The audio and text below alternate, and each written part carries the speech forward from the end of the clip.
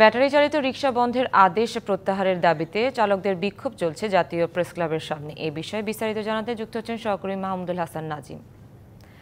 Nazim, autorickshaw চালকদের বিক্ষোভের সর্বশেষ কি খবর আছে আপনার কাছে? সুনন্ধা, পূর্ব ঘোষণা অনুযায়ী জাতীয় প্রেস ক্লাবের সামনে কিন্তু জড়ো হতে শুরু করেছেন ব্যাটারি চালিত চালকরা। তাদের দাবি হচ্ছে যে আসলে গত কয়েকদিন আগে কিন্তু উচ্চ আদালত থেকে একটি রায় দিয়েছিল ৩ কার্য দিবসের মধ্যে কিন্তু তাদের ব্যাটারি চালিত যে চালকরা রয়েছে তিনি অবস্থান থেকে বন্ধ করতে হবে। এর প্রতিবাদের জেরে কিন্তু রাজধানীর বিভিন্ন এলাকা থেকে কিন্তু মোটর চালক ব্যাটারি চালিত যে চালকরা রয়েছেন তারা কিন্তু এখানে জড়ো হয়েছেন এবং প্রেস ক্লাবের পুরো সড়কটি কিন্তু তারা অবরুদ্ধ করে রেখেছে। তাদের একটা দাবি হচ্ছে যে তাদেরকে কর্মসংস্থানের ব্যবস্থা না করে হঠাৎ ঘোষণা দিয়ে যে কাজটি করেছেন সেটি তারা মানতে পারছেন না। বলছেন আদালতের যে রায়টি দিয়েছেন সে রায়টিকে তারা মানতে নারাজ। এই ধরনের বিষয় তারা বিভিন্ন ফেস্টুন, ব্যানার, প্লাকার্ড নিয়ে কিন্তু এখানে তারা জড়ো হয়েছেন।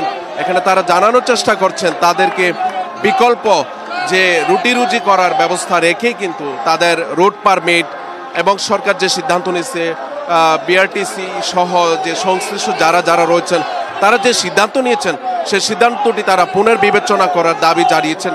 পাশাপাশি তারা বলছেন, তো এখন আমি 2-1 জনের সঙ্গে কথা বলার চেষ্টা করব। সেটি হচ্ছে আপনারা আজকে কেন এখানে জড়ো হয়েছেন? আমরা রিস্কার জন্য যে আমরা কেন ভাত নাই, এক হচ্ছে ওটুলে উঠতে পারি না, এক হচ্ছে আমরা মিলুটে উঠতাম চাই না, এক হচ্ছে আমরা বিদ্যালয়গুলি দিত না, একবারে বদলি আছে। আর আমরা বাসন কিবা চলন কিবা এলাকা আমরা লাস্ট নামছি। আমরা ভিতরের দিকে চালাতে চাই, আমরা ভিতরের দিকে চালাবো, আমরা মেন রাস্তা উঠবো না, আগে উঠতেও দিব না। আমাদের গাড়ি চলবে।